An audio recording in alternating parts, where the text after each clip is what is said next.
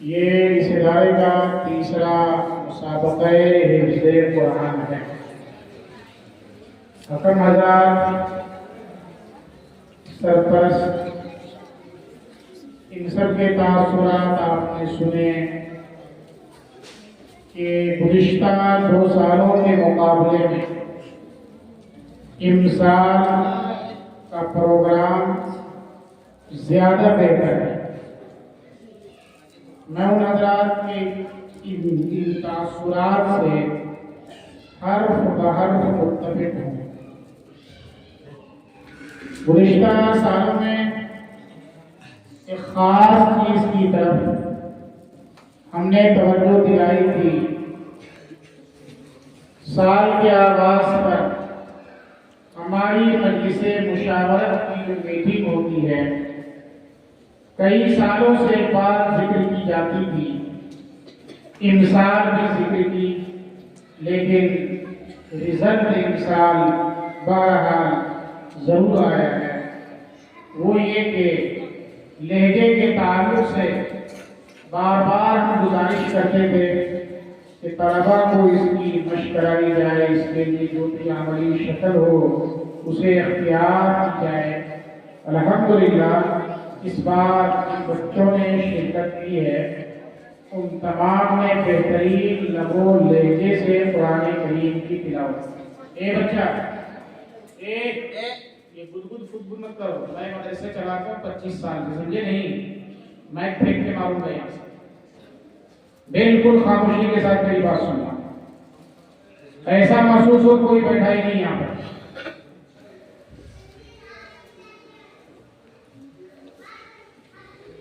آپ ہی کی بات کر رہا ہوں، ان لوگوں کی نہیں، اور آپ ہی لوگوں سے ہی بات کر رہا ہوں۔ تو میں یہ عرض کر رہا تھا کہ انسان لہجے کے تعلق سے کافی کامیابی ملی ہے۔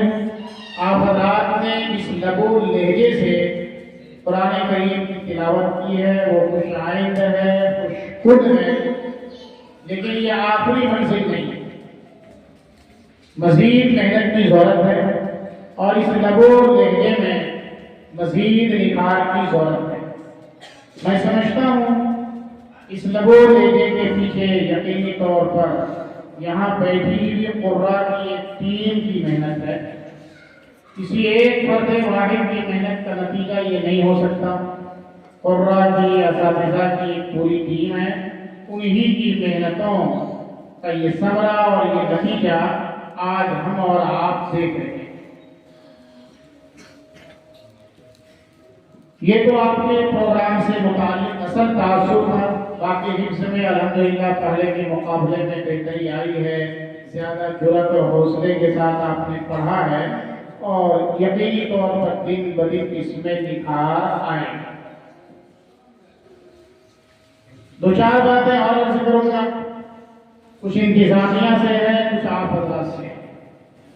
انتظامیہ سے ایک بات یہ ہے کہ میں نے چلتے پھرتے منتظمین میں سے غالباً حافظ قبول زمان صاحب سے عرض کیا تھا کہ بیٹے مسابقہ حفظ کی طرح تو مسابقہ قرات بھی کراؤ، مسابقہ حفظ کی طرح مسابقہ قرات بھی کراؤ۔ تمہارے پاس ٹیم بھی ہے، اور یقینی طور پر بہترین لب و لہجے میں قرآن پڑھنے والے اساتذہ کی ٹیم موجود ہے۔ اگر اس ٹیم کا صحیح استعمال نہ کیا جائے، ان کی صلاحیتوں سے فائدہ نہ اٹھایا جائے، تو ان کی صلاحیتیں بھی ختم ہو جائیں گی۔ اس لیے ان کی صلاحیتوں کا صحیح استعمال کیا جائے، اور آئندہ میں یہ امید کرتا ہوں کہ مسابقہ حفظ کی طرح مسابقہ قرات بھی ہو، چاہے آپ چند بچے تدبیر میں رکھیں، چند ہی بچوں سے آغاز کریں، جیسے مسابقہ حفظ ہم نے چند ہی بچوں سے شروع کیا تھا، اس موقع پر غالباً 10-12 بچے تھے جی۔ تو ایسے ہی آپ کریں، ابتدا کریں، انشاءاللہ اس میں نکھار آتا جائے گا۔ پھر کسی بڑے ماہر قاری سے اور رابطہ کر کے اس کی رہبری اور رہنمائی بھی حاصل کی جائے گی۔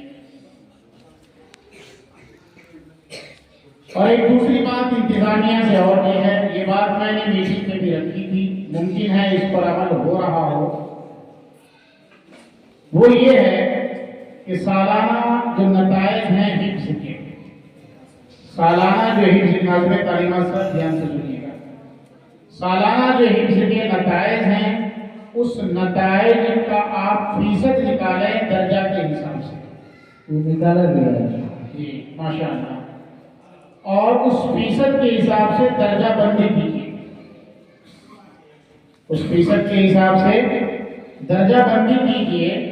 درجہ بندی کا مطلب یہ ہوا کہ آپ نے الف با دال جیم اس طریقے پر رکھا ہوگا، تو اب فیصد میں اس کا بہترین فیصد ہو، مان لیجیے کہ اس کلاس میں 80% نمبر ہے اگر، اور باقی میں 85% ہے، 90% ہے، 95% ہے، تو ظاہر بات ہے کہ فیصد کے اعتبار سے جو اعلیٰ ہے ان کو آپ الف بنائیے، جو اوسط ہے اس کو اس کے بعد رکھیے، جو اس کے بعد ہے اس کو اس کے بعد رکھیے، یہ چینجنگ کرتے رہیے تاکہ خود ان کو بھی احساس ہونے لگے کہ ہمارے کلاس کے نام میں بھی چینجنگ ہوگی۔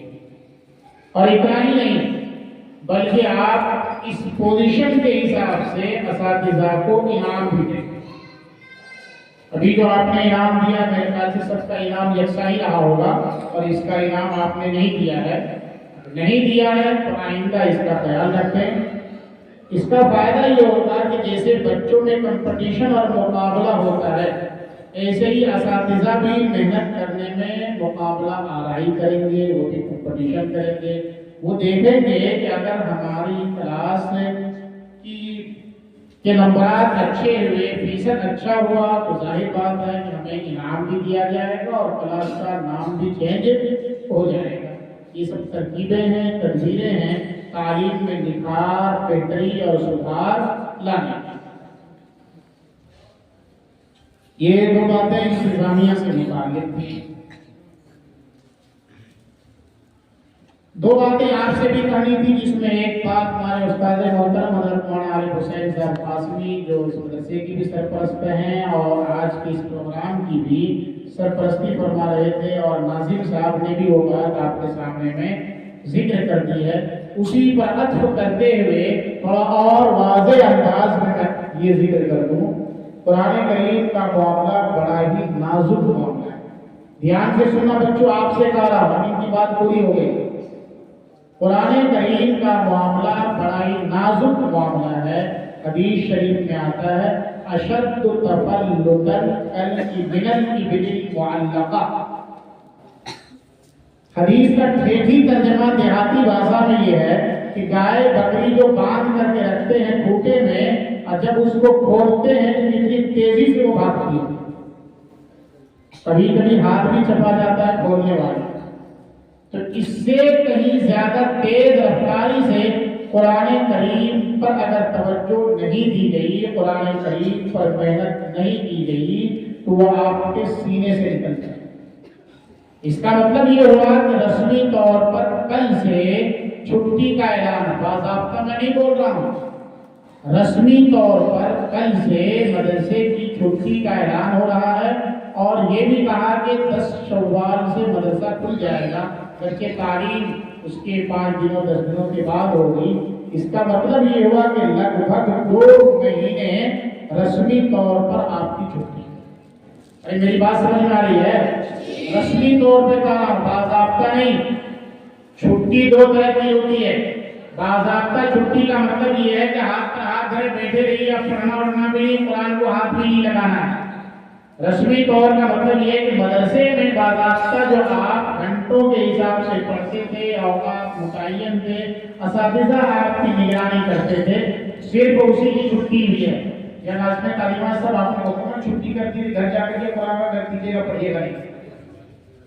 اچھا، یہ ناظم تعلیمات صاحب بھی یہ کہہ رہے ہیں کہ صرف رسمی طور پر چھٹی دی گئی ہے، لہذا آپ گھروں میں جا کر کے ایک دن خوشی منا لیجیے، ایک رات خوشی گزار لیجیے کہ قرآن کو نہ دیکھیے گا، لیکن اس سے زیادہ کی قطعاً اجازت نہیں ہے۔ دوسرے دن سے کم از کم صباحی اور مسائی، یعنی صبح و شام قرآن کریم کی तिलावत का एक मामूल बना लीजिए, खुसूसी तौर पर वो बच्चे जो हिफ्ज कर रहे हैं या हिफ्ज पूरा कर चुके हैं, चाहे वो मुकम्मल कर चुके हों, 4 पारे 5 पारे 10 पारे 20 पारे जो जितना भी किए हुए हो, अपना एक मामूल बना लें कि हमें रोजाना इतने पारे की तिलावत करनी है। फायदा क्या होगा? 2 महीने में नसीयम मनसिया नहीं होगा, आप भूल नहीं जाएंगे, बल्कि आने के बाद आपको आसानी से आमोक्ता सुना करके सबक शुरू कर दिया जाएगा। कहीं ऐसा ना हो कि आप आए हैं तो आप अपने सीने से कुरान को ऐसे गायब करके आए जैसे कि गधे के सर से सुई। गधे को देखा है कितनी बड़ी बड़ी सुई होती है? अरे बोलो ना, एक उंगली की देखा थी नहीं होती ना। जैसे गधे के सर में सीन नहीं होती है, ऐसे ही आप अपने सीने से कुरान को गायब करके ना आए, कुरान महफूज करके आए। उसका फायदा ये होगा कि आते ही आमोक्ता शुरू होगा। आप हिफ्ज साल में, 1.5 साल में, 2 साल में कर सकते हैं, वरना 2 महीने में अगर आपने भुला दिया है तो नतीजा ये होगा कि आपको फिर से उसके पीछे मेहनत करनी पड़ेगी। बकरीद तक आप उसी आमोक्ता को पढ़ते रहिएगा, फिर बकरीद में 10 दिन की छुट्टी होगी, फिर भुला करके आइएगा, फिर 15 दिन में उसका दौर निकालिएगा, फिर सबक शुरू कीजिएगा। मुश्किल से 1.5 महीने 2 महीने पढ़िएगा कि इम्तिहान आ जाएगा शशमाही, उसके लिए आपके असबाब बंद होंगे, फिर शशमाही छुट्टी होगी, 1.5 महीना आपका इसी में गुजर गया, इम्तिहान की तैयारी और शशमाही छुट्टी, फिर उसके बाद 2-2.5 महीने पढ़िएगा कि इधर सालाना इम्तिहान वक्त शुरू हो जाएगा। तो मुश्किल से आप साल में 3-4 महीने ही सबक पढ़ पाएंगे। नतीजा ये होगा कि जो हिफ्ज आप 2 साल 2.5 साल में कर सकते थे, कई साल लग जाएंगे। अरे बात समझ आ रही है ना? तो हाथ उठा करके बोलो कि हम सब पुराने करीम को ताक पर रख देंगे। देखो माशाअल्लाह,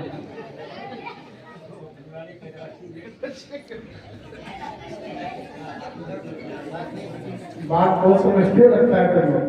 अरे पुराने करीम को ताक पर रख दोगे, पढ़ोगे नहीं? अरे पढ़ोगे ना? छोटे छोटे बच्चे जो है ना, कईयों गाभिन पहले गाभिन वाले होते हैं, तो कुरान करीम को हमेशा सीने से लगा कर रखने का, सीने से लगाने का मतलब नहीं कि यहाँ लगाए रखने का है, उसे पढ़ते रहने का। रमजान का मुकद्दस महीना आ रहा है, उसके फज़ाइल बरकत आप जानते हैं। उस महीने में खास करके कुरान करीम की आप तिलावत करते रहिए। और एक दूसरी बात आप इसके बाद मेरी बात खत्म है, वो ये कि उमूमी तौर पर ये देखा जाता है कि ये टोपी, कुर्ता, पायजामा, ये जो आपका असल यूनिफॉर्म है, ये आपका क्या है? असल यूनिफॉर्म है। यहाँ से जाने के साथ ही, बल्कि हम लोग जुमेरात को जो बच्चे घर जाते होने भी देखते हैं, पता नहीं कुर्ता पायजामा और टोपी से एलर्जी है, दुश्मनी है, यहाँ बड़ी साहब सबकी जोर जबरदस्ती की वजह से पहनते हो कि क्या करते हो, अल्लाह जाने। जाते ही वो नाइटी और टी शर्ट, और फिर ऐसा कि जैसे गुजरों को पहचानना भी मुश्किल हो जाए कि ये तहफीजुल कुरान का तालिब इल्म है या कहीं स्कूल और कॉलेज में पढ़ता है या कोई अवकाश और शरीर और बदतमीज किस्म का है। अरे बात समझ में आ रही है? क्या करोगे? यहाँ से जाने के साथ ही सबसे पहला काम करना, कुर्ता उतार करके फेंकना, पायजामा फेंकना, लुंगी फेंकना और नाइटी और चड्डी पहन के घूमना शुरू करना। अभी नहीं, गांव के बच्चों को देख लिया तो उसी में थप्पड़ मारूंगा, समझे? और बाकी तक तो पहुंच होगी नहीं, समझे? लेकिन मैं यहाँ के असातिज़ा से और इंतजामिया हैं उनसे गुजारिश करूँगा कि इस पर तवज्जो दें, और गांव में जब बच्चे जाते हैं तो आप अपने जासूस मुकर्रर करके रखें, उनके हवालों कवायद से आगे रखें। ये सब चीज़ें तरबियत से ताल्लुक़ रखती हैं, ये हमारी पहचान है, हमारी शनाख्त है। आप इस लिबास में कहीं भी निकलेंगे, हर आदमी कहेगा कि मदरसे का तालिब इल्म है, और जो ही इसको बदलिएगा कोई भी आपको मदरसे का तालिब इल्म, तो आपकी शनाख्त है ना, आपकी पहचान है।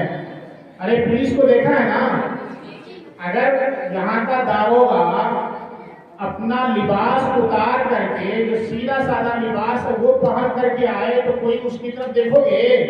کوئی ڈرو گے اس سے؟